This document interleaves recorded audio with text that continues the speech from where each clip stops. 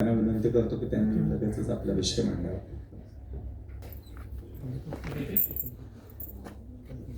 नमो सद्गुरु तुकया ज्ञानदीपा, नमो सद्गुरु सच्चिदानंद रूपा, नमो सद्गुरु भक्त कल्याण मूर्ती, नमो सद्गुरु भास्करनाथ पूर्ण कीर्ती. आदरणीय व्यासपीठ, आत्तापर्यंत आम्ही जो काही ज्ञानदेव गाथ्याचा, ज्ञानोबारायांच्या गाथ्याचं संशोधनपर काही संशोधन केलेलं आहे, त्याविषयी आम्हाला इथं 10 मिनिटं बोलायला वेळ दिलेला आहे. मी गेले 15 वर्ष ज्याच्यावरती काम करायचं आहे त्याच्यावर मला 10 मिनिटं बोलायचं आहे. हा माझ्यासाठी सर्वात मोठा अवघड प्रश्न आहे, परंतु मी ते बोलतोय. ज्ञानोबारायांचे एकंदरीत वाङ्मय जर पाहिलं तर ज्ञानेश्वर महाराजांचे वाङ्मयाचे 2 प्रकार आपल्याला पाहायला मिळतात. सांप्रत काळामध्ये एक प्रकाशित वाङ्मय आहे, दुसरं अप्रकाशित वाङ्मय आहे. प्रकाशित वाङ्मयामध्ये जगभरात प्रसिद्ध असलेली ज्ञानेश्वरी आहे, अमृतानुभव आहे, सांगदेव 65 आहे, ज्ञानेश्वर महाराजांचा गाथा आहे. असे काही जे वाङ्मय आहेत,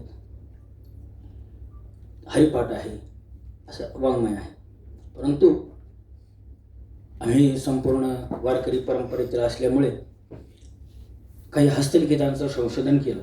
हस्तलिखितांचं संशोधन करत असताना जवळजवळ आमच्या संग्रही एक 5,500-6,000 हस्तलिखित आहेत.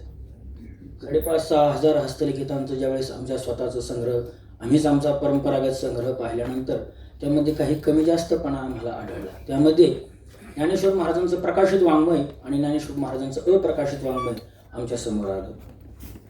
ज्ञानेश्वर महाराजांचं अप्रकाशित वाङ्मय मी तुमच्या पुढे 2च मिनिटात ठेवतो.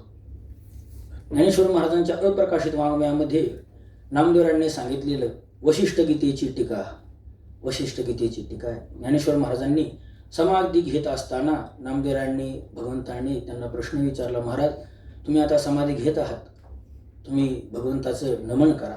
म्हणून ज्ञानेश्वर महाराजांनी शेवट भगवंताचे डोळे झाकण्याच्या अगोदर काही स्तुती केली. ती स्तुती नमन या प्रकरणामध्ये संबोधली जाते. त्याला खूप गोड नमन आहे, ते 108 चरणाचा नमन आहे. वारकरी संप्रदायामध्ये असा वारकरी नाही की जो हे नमन म्हणत नाही. दुसरं एक सांगू का, जो नमन म्हणत नाही तो वारकरीच नाही, असं संबोधलं जातं. नमन असं आहे, नमो काळ कौतुक हाळ, नमो चक्रजाळ गोपाळ, नमो विश्वप्रतिपाळ प्रभणेणा, नमो विश्वेशान, नमो विश्वादी विश्वेशा, नमो रूपाष्टदिशा निलांबा भाषा श्यामांकिता. या नमनाचा शेवट सांगतो. ज्ञानोबा असं म्हणतात, नमन लटके नवे नवे, नमन भरती असे नसाहे, जरी साय सका होय श्री गुरु निवृत्ती. नमन लटकं नाही, हे माझं नमन खोटं नाही. मग कोणाला समजेल माझं नमन? नमन भलती असं नसं आहे. मग नमन सर्वसामान्य लोकांना कळणार नाही. मग कोणाला कळेल? जरी साय सका होय श्री गुरु निवृत्ती. नमना एवढा मंत्र नाही नाही धुंडिता शास्त्र, विचार लक्षणा पात्र तोची जाणे तिचे, नमन करी ब्रह्माश्रेष्ठ, नाभी कमळी धरी वैकुंठ. असं नमनाचं महत्त्व सांगितलं. ज्ञानेश्वर महाराजांनी त्यांच्या जीवनामध्ये भक्तराज नावाची टीका लिहिली. मला आदर वाटतो की या युनिव्हर्सिटीचे प्राचार्य असलेले महाराज जोशी सर यांनी मला जवळजवळ 200 हस्तलिखित दिली. त्यामध्ये भक्तराज नावाची टीका आहे. त्या भक्तराज नावाच्या टीकेमध्ये पुंडलिकरायानंतर आणि ज्ञानोबारायाच्या अगोदर जे भक्त झाले त्या भक्तचा पंढरपूरला 84चा शिलालेख आहे. त्या शिलालेखामध्ये ज्या ज्या भक्तमालिकेचं वर्णन आलेलं आहे त्या भक्तांचं सूक्ष्म चरित्र त्या भक्तराज टीकेमध्ये आलेलं आहे. त्यानंतर परमहंस नावाची एक टीका आहे. स्वात्मानुभव, स्वात्मसुख नावाची ज्ञानेश्वर महाराजांनी लिहिलेले ग्रंथ आहेत. असे इत्यादी ग्रंथ आपल्याला पाहायला मिळतात. त्यामध्ये संपूर्ण जग ज्ञानेश्वरीवर अभ्यास करतं, पण ज्ञानेश्वरी अचानक निर्माण झालेली नाही. आमचे गुरुजी परमपूज्य प्रातस्मरणीय वैकुंठवासी श्री गुरु विठ्ठल महाराज गुले बाबा एक वाक्य सांगायचे. साहेब असं म्हणायचे, ज्ञानोबारायांची ज्ञानेश्वरी हे सागर आहे. का सागर आहे त्याचं वर्णन करताना सांगतात, बिंब तरी बचके एवढे परी प्रकाशात त्रैलोक्य थोकडे, शब्दाची व्याप्ती येणे पाडे अनुभवावे. पुढे महाराज म्हणतात, मंत्र्याची वैरी मरे तरी का बांधावी कटारे, रोग जाय दूध साखरे तरी का निंब पियावा, तैसा मनाचा मारू न करता, इंद्रियानं दुःख देता, मोक्ष आहे ऐता श्रवणा माझे. ज्ञानेश्वरीचं हे महत्त्व सांगतात. का ज्ञानेश्वरी वाचावी ते सांगताना सांगतात, कुडा स्नेह पाझरे, मागा चालते अक्षरे, शब्दपाठ अवतरे कृपा आधी, हो, ज्ञानेश्वरी जर सागर असेल ना, तर ते सागर निर्माण होण्यासाठी एक छोटा झरा पाहिजे. ज्ञानोबरायांचा गाथा एक छोटासा झरा आहे. म्हणून आपण जर झऱ्याचा विचार केला तरच आपल्याला सागराचा विचार करावा लागेल, सागराचा विचार होईल. म्हणून आम्ही या ज्ञानोबरायांच्या गाथ्याचा अभ्यासामध्ये प्रवृत्त झालो. जवळजवळ मी संपूर्ण भारतभरातून आणि भारताच्या बाहेरून जवळजवळ आत्तापर्यंत ज्ञानोबरायांच्या गाथ्याची 1084 हस्तलिखितं पाहिली. आणि 1084 हस्तलिखितं पाहता असताना काही स्वरूपपर अभंग आले, काही नामपर अभंग आले, योगपर अभंग आले, काही कूट नावाची प्रकरण आली, उमान नावाचं प्रकरण आलं, गवळणी नावाचं प्रकरण आलं, विरह नावाचं प्रकरण आलं, आदी आदी प्रकरणं त्यामध्ये आली. ज्ञानेश्वर महाराजांची भाषा अत्यंत साधी सोपी आहे समजणाऱ्याला. ज्ञानेश्वर महाराज बोलतात, ज्ञानेश्वर महाराजांच्या भाषेविषयी नामदेवराय म्हणतात, 56 भाषेचा केलासे गौरव. आम्ही तंजावरला नामदेवरायांचा गाथा पाहिल्यानंतर त्यामध्ये आम्हाला परम महाराज पाठ सापडला, संपन्न भाषेचा केलासे गौरव.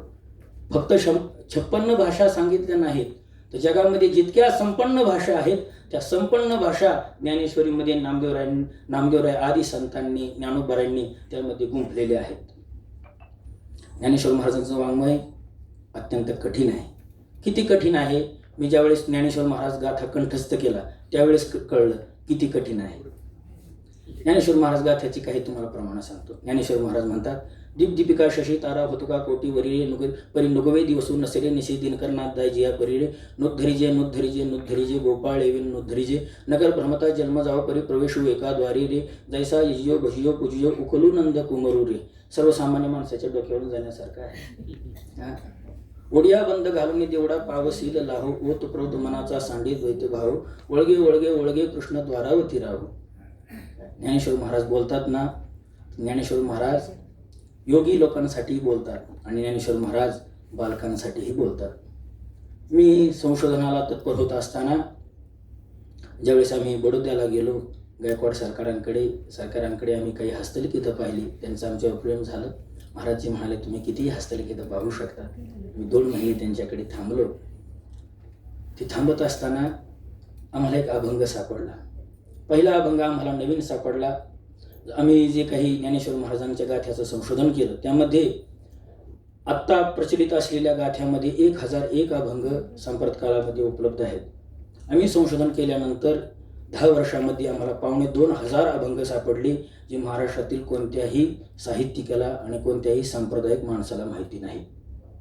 त्यामध्ये 500 अभंग माऊलींचे आहेत, 450 अभंग मुक्ताबाईचे आहेत, 400 अभंग निवृत्तीनाथांचे आहेत, 550 अभंग सोपानदेवांचे आहेत, 600 अभंग विसोबा खेसरांचे आहेत, चांगावटेश्वरांचे 350 अभंग आहेत. यामध्ये गहिनीनाथ महाराजांचा आणि मुक्ताबाईचा संवाद आहे, गोरक्षनाथ महाराजांचा ज्ञानदेवांचा संवाद आहे. असं काही वाङ्मय, विपुल प्रमाणातलं वाङ्मय आम्हाला सापडलं. ते सापडल्यानंतर आम्ही त्याच्यावर विचार करत असताना एक अभंग सापडला. याच्यावरती काही प्रमाणामध्ये पूर्वसुरीमध्ये ल रा पांगरकरांनी विचार केला होता, पण सांप्रत काळामध्ये सांप्रदायिक लोकांनी त्याला किती मान्यता दिली हे आम्हाला माहिती नाही.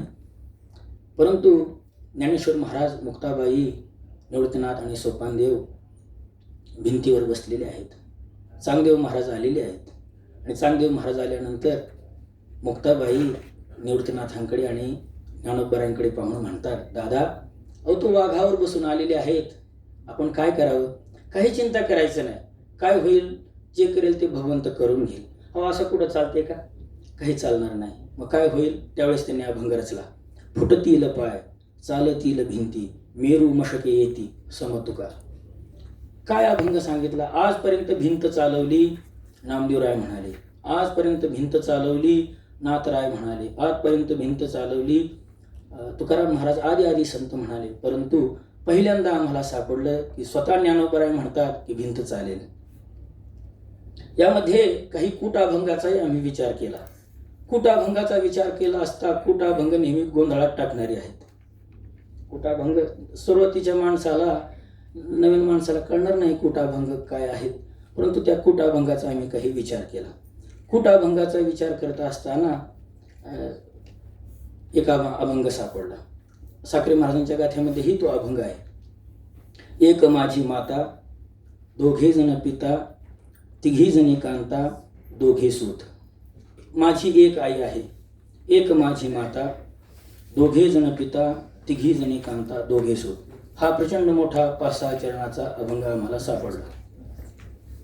अभंग सापडल्यानंतर त्याच्यावर काही विचार व्हावा असा प्राथमिक आम्ही विचार करू लागलो.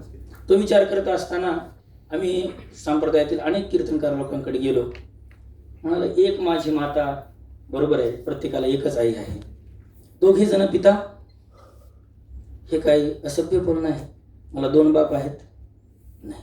तिघी जणी कांता, नवीन माणसाला थोडं बरं वाटेल, आम्ही ब्रह्मचारी आहेत, नको ते घोटऱ्यात पडायला. तिघी जणी कांता, दोघे सूत. मला 3 बायका आहेत आणि 2 मुलं आहेत. याचा अनेक लोकांना अर्थ विचारल्यानंतर परंपरागत लोकांनी परंपरेनुसार काही काही अर्थ सांगितला. परंतु तंजावर इथे आम्ही गेलो असता याच अभंगाचा उत्तर देणारा अभंग आम्हाला सापडला. आमचे गुरुजी परमपूज्य प्रातस्मरणीय विठ्ठल महाराज गोलीबाबा नेहमी सांगायचे, संत वाङ्मय आहे लोकांना गोंधळात टाकण्यासाठी नाही, ते लोकांना गोंधळातून बाहेर काढण्यासाठी आहे. हा जर विचार घेतला तर मग कूट अभंग तर गोंधळात टाकणारे आहे, उमान नावाचं प्रकरण गोंधळात टाकणार आहे. मग काय करावं? आम्हाला अभंग सापडला. एक माझी माता, दोघे जण पिता, तिघी जणी कांता, दोघे सूत. मग एक माझी माता, माता कोण आहे? अभंग सापडला. अभंग सांगतो. माया हेची माता, जीव शिव पिता, अवस्था त्या कांता, तिघी जणी. आई माझी माता, माया आहे. माझे वडील 2 आहेत. कोणते आहे? जीव आणि शिव माझे वडील आहेत. अवस्था किती आहेत? ते म्हणाले, मला पत्नी 3 आहेत. मग किती आहेत? तिघी जणी. जागृती, स्वप्न आणि सुषुप्ती. ज्ञानोबरांचा प्रसिद्ध अभंग आहे. जागृती पुसे साजनी कवन वेधिले अंगणी, निर्घिता व नयनी वृंदावनी गेली, मनुवेद हो तयाचा पंढरी रायाचा. जागृती, स्वप्न आणि सुषुप्ती या 3 अवस्था माझ्या पत्नी आहेत. असा आम्हाला हा नवीन अभंग सापडला. नवीन अभंगामध्ये दुसरा एक अभंग सापडला. ऐलथडीचे पैलथडीचे साधू एक थोर रे.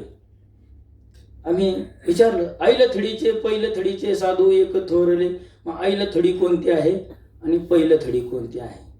मग परंपरेमध्ये काही लोक असं सांगत आलेले आहेत, पूर्वपंथीचे साधू आणि उत्तरपंथीचे साधू. असं प्रत्येकाच्या फळानुसार, प्रत्येकाच्या विचारानुसार मत मांडत आलेली माणसं आहेत. परंतु आम्हाला कलकत्ता इथे एक बाड सापडलं.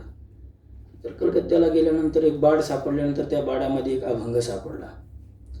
सगुण ते आईलं, निर्गुण ते पहिलं, ते साधू थोर रे. म्हणजे या संशोधनाचा आमचा एकच मोठा विचार आहे की ज्ञानेश्वर महाराजांचं वाङ्मय ज्यावेळेस ते कूट निर्माण करतात, फक्त ज्ञानेश्वर महाराजच नाही तर ज्ञानेश्वर महाराजांपासून तुकाराम महाराजांपर्यंत ज्या ज्या संतांनी कूट अभंगाची निर्मिती केली, त्या कूट अभंगाच्या निर्मितीपासूनच त्यांनी त्या कूट अभंगाची उत्तरं दिलेली आहेत. सांप्रत कालामध्ये आपल्याला त्याचा शोध घ्यायचा आहे. आपण हा शोध घेतला पाहिजे. आम्ही हा शोध घेतोय. म्हणून हा शोध मोठा आहे. जवळजवळ आम्ही 3600 पानं याच्यावर लिहिलेली आहेत. तो वाचनीय आहे. बाकी ज्ञानोबरांची कृपा आहे. अजून आम्हाला काहीतरी सापडेलच. कारण तैसे नित्य नूतन वेळ हे गीता तत्व असं ज्ञानेश्वर महाराजांच्या वाङ्मयाविषयी बोललं जातं. आपण आम्हाला इथे सन्मानित केलं, बोलवलं, 2 शब्द बोलण्याचा मान दिला. आपले धन्यवाद.